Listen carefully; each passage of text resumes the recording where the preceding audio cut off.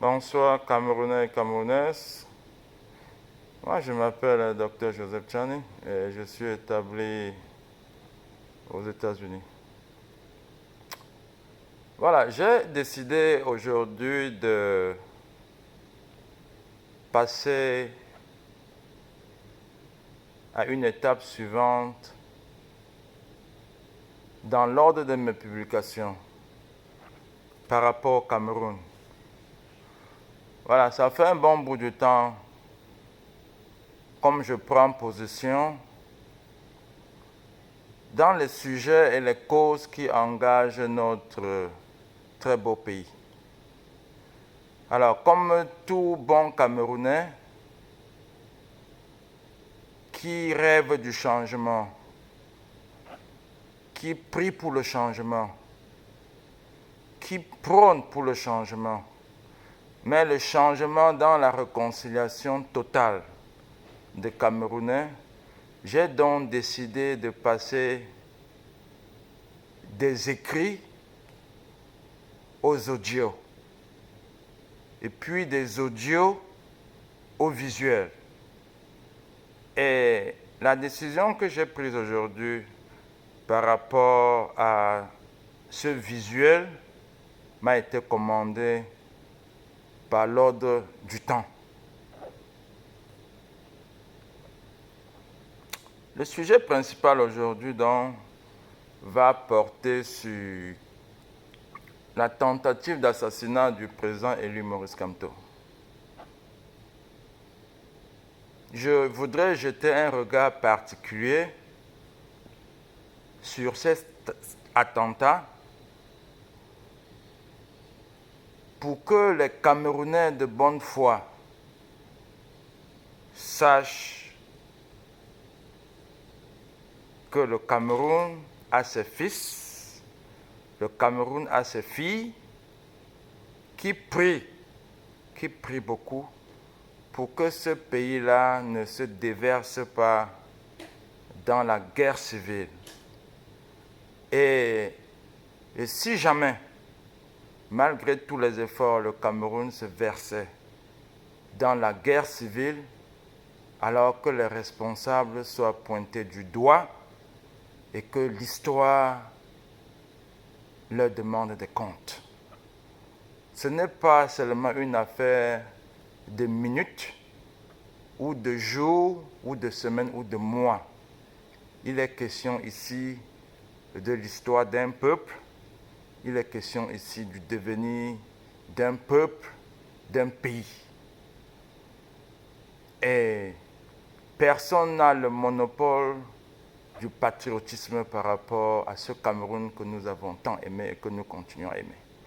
Non, une fois que j'ai planté ce décor, je voudrais ici libeller la thématique. La thématique de mon intervention, c'est la tentative d'assassinat du président élu du Cameroun. J'ai nommé le professeur Maurice Kamto. Je ne vais pas refaire l'histoire ici, et j'irai très vite, parce que je suis très respectueux du temps des Camerounais, tant de l'intérieur de la nation que des Camerounais de la diaspora. Donc j'irai très, très vite, droit au fait. Le président élu Maurice Kamto a été attaqué dans le convoi qui le conduisait le 12 mars dernier à Maroua, et la tentative d'assassinat a eu lieu au niveau de Garoua. Plus qu'un Camerounais est intéressé à ce qui s'est passé. Sans doute parce que M. Kamto, dans la majorité des cas, représente l'espoir de tout un peuple. Et vous savez que c'est un monsieur qui a pris beaucoup de risques en affrontant une machine implantée au Cameroun depuis le départ d'Ahidjo en 1982. Et cette machine a été renforcée par un recrutement massif des militaires, des gendarmes, mais aussi par des nominations fantaisistes, des administrateurs tels que les gouverneurs, les préfets, les sous-préfets, qui renforcent le pouvoir tentaculaire du président de la République. Donc, le président Kamto a pris sur lui un risque jamais égalé, jamais vu de mémoire de Camerounais, d'affronter cette machine qui jouit de tous les moyens pour pouvoir nuire au changement. Monsieur Kamto, petit à petit, mais dans la méthode, a su revendiquer sa victoire aux élections présidentielles de 2018 face à une cour constitutionnelle nommée, dirigée, orchestrée par M. Paul Biya. M. Kamto a, dans la paix, demandé, face à la contestation des résultats de cette élection, M. Kamto a demandé, avec beaucoup de sérieux, que les amis du Cameroun se réunissent autour d'une table afin de recompter les bulletins. Il a demandé que s'il était mis à défaut par rapport à sa conviction d'avoir remporté les élections, alors il plierait devant M. Paul Biya. Les Camerounais ont entendu et il n'y a jamais eu compte de voix. Le président Kamto a demandé qu'on reprenne les élections en améliorant le code et le système électoral au Cameroun. Il n'a jamais été entendu. Le président Kamto a demandé à rencontrer M. Paul Biya pour que, d'homme en homme, les yeux dans les yeux, ils essaient de solder leur contentieux électoral. M. Paul Biya n'a jamais tendu la main et ne veut pas tendre la main au président élu. Mais, Monsieur le Président élu, M. Kamto, a démontré par plusieurs autres manières qu'il était effectivement la personne qui avait remporté les élections. Parce que dans un pays, chers Camerounais et chères Camerounaises, lorsque tous les couloirs de la négociation se trouvent bloqués, il revient au peuple et il revient à certains leaders politiques bien éclairés de trouver toujours le moyen pour faire exprimer la conviction du peuple. Et c'est ce que le président Kamto a su faire. Il a organisé des tournées internationales hors des frontières camerounaises qui sûrement ont démontré que M. Kamto était un homme véritablement populaire. Parce que en France, on a vu ce qui s'est passé. Au Canada, on a vu combien de foules le leader Kamto a drainé. Aux États-Unis, on a vu le respect qui lui a été rendu, non seulement par la nation américaine, mais aussi par les fils et les filles du Cameroun implantés chez Oncle Sam. Alors, donc voilà en raccourci, en très peu de mois, ce que le président élu Maurice Kamto a pu donner aux Camerounais comme rêve politique, les convaincre que le changement est possible. Et tout récemment, dans les élections municipales et législatives qui étaient convoquées le mois dernier, il a lancé un appel à l'abstention. Il y a eu 80% d'abstention, laissant tout simplement 20% au RDPC. Donc, ce qui veut dire en d'autres cas que si on avait été en élection, 80% auraient voté pour M. Kamto et 20% pour les autres candidats.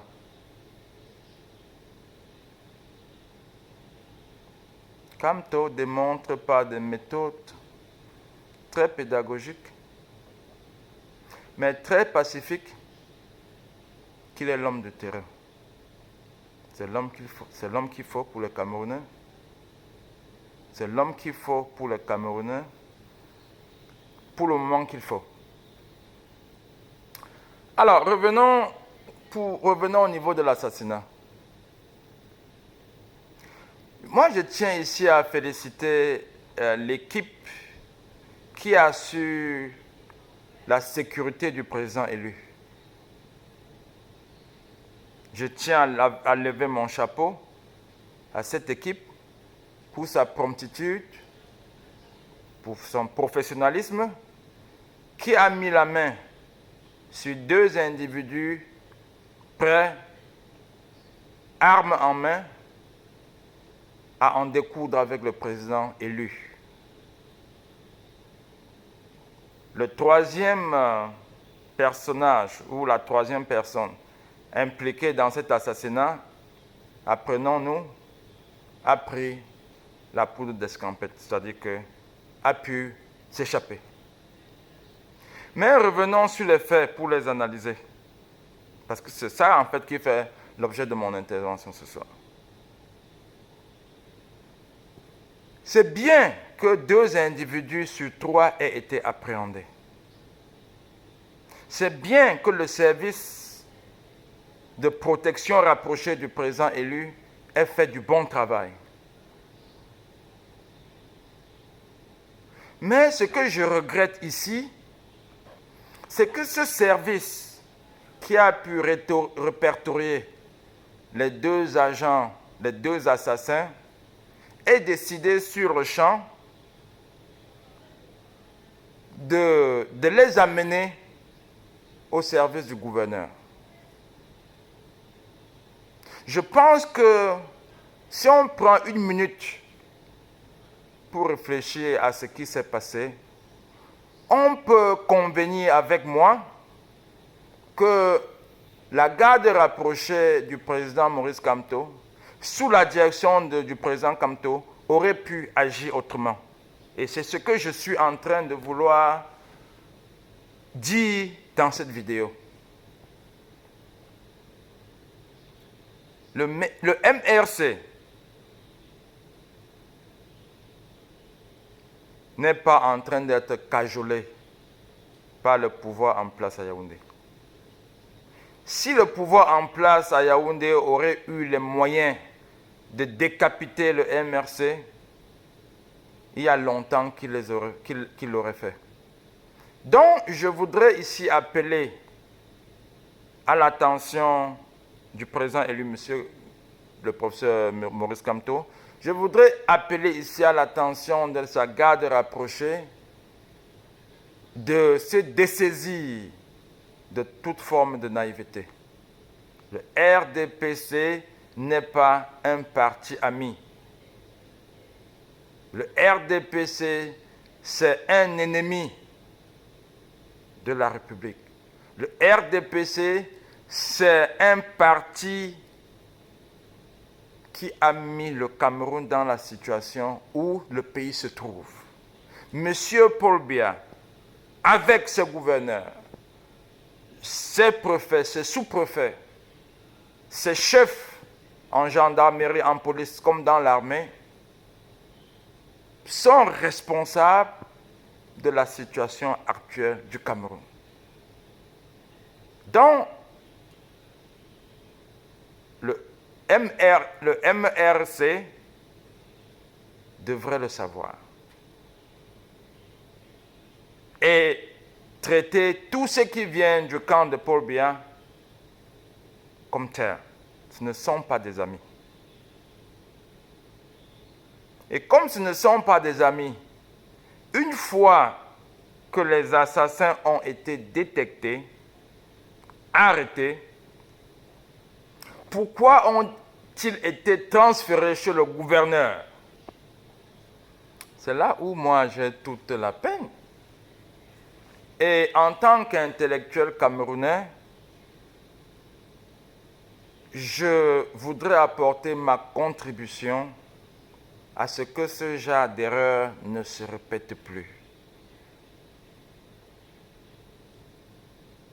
Je pense qu'une fois que les assassins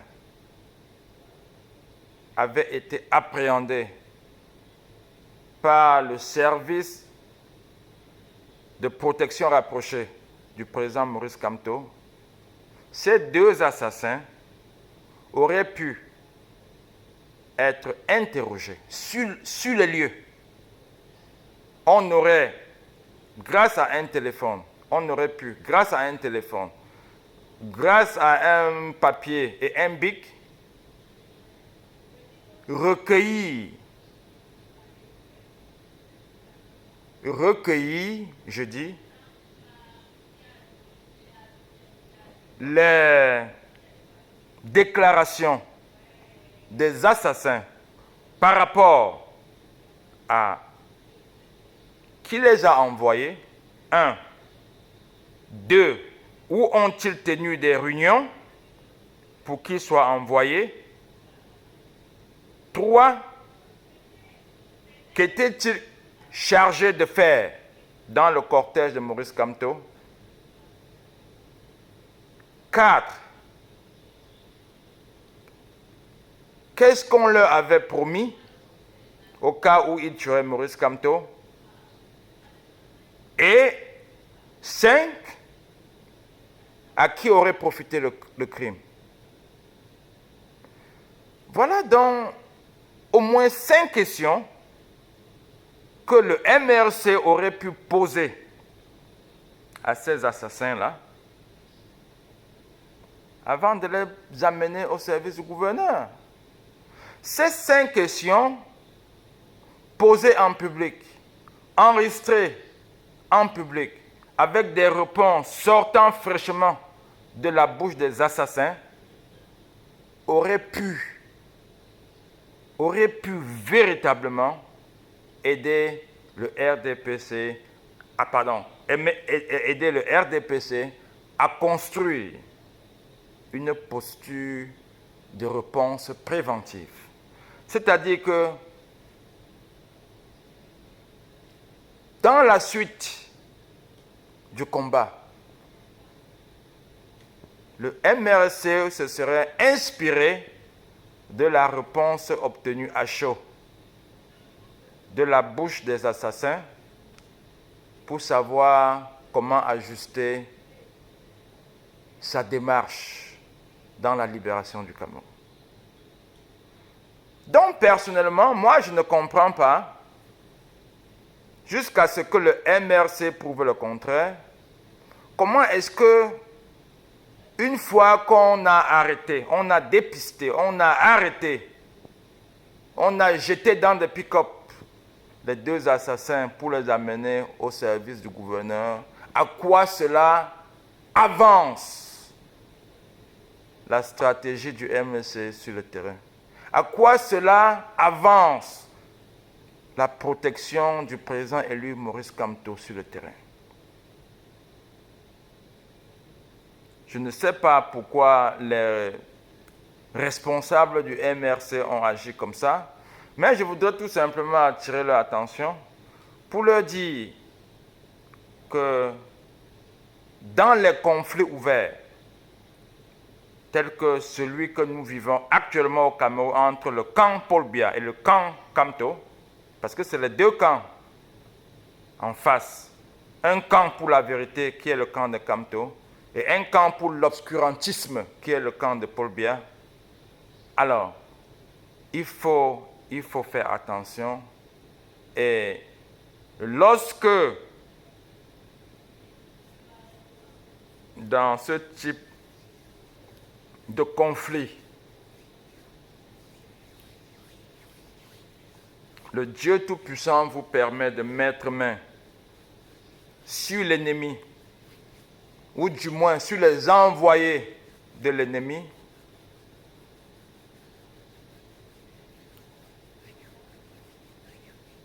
la logique du combat ne vous permet pas de ramener les envoyés de l'ennemi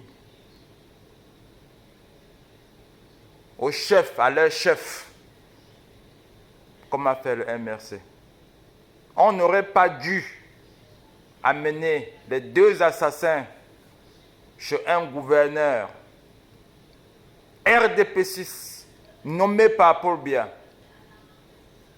alors qu'il y a de très fortes chances que ce soit le camp de Paul Biya, sinon Paul Biya lui-même, si ce n'est le gouverneur lui-même, du moins ceux qui les entourent et qui ont beaucoup d'intérêt à préserver dans la posture du Cameroun actuel, si ce n'est au moins ces gens-là,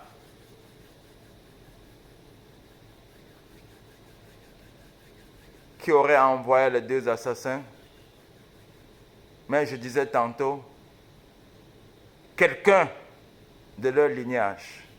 Et alors, à ce titre, comment est-ce que donc les deux assassins pouvaient être ramenés à un gouverneur lui-même illégalement nommé par un président illégal qui confisque la souveraineté du peuple camerounais, qui confisque la liberté du peuple camerounais, qui appauvrit le peuple camerounais, qui assoiffe le peuple camerounais et qui animalise ce peuple camerounais. Je pense que dorénavant, si jamais le RDPC devait encore monter des gens pour en découdre avec le président élu Maurice Kamto, une fois que ces gens-là arrêtés, il va falloir les interroger sur place.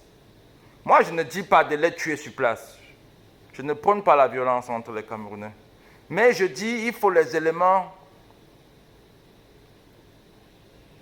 de preuve. Il faut des déclarations qui soutiennent parfois certaines postures pour fortifier les dossiers. C'est un conseil que je suis en train de donner là directement au président Kamto et directement à sa garde rapprochée.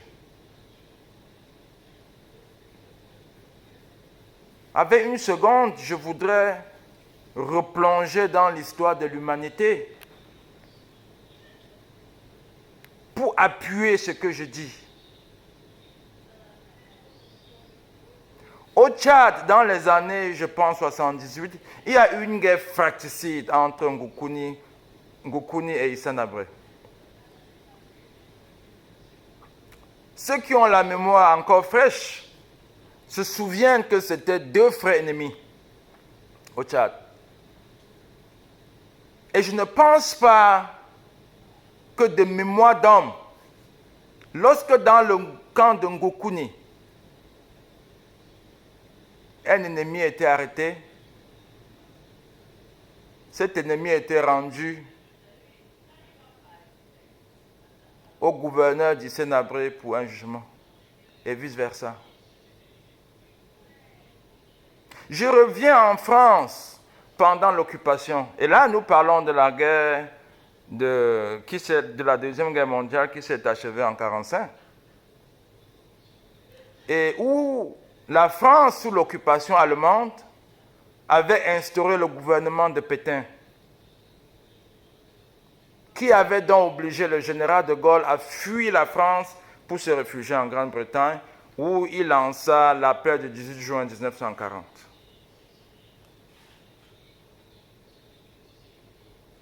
Est-ce que vous pensiez que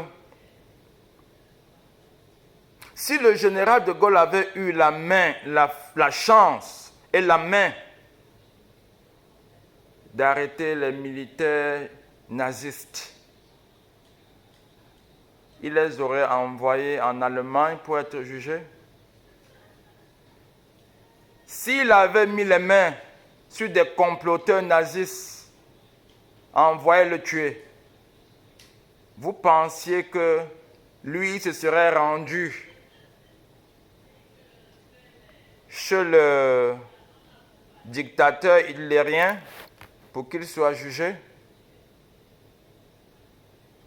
Ma réponse est non.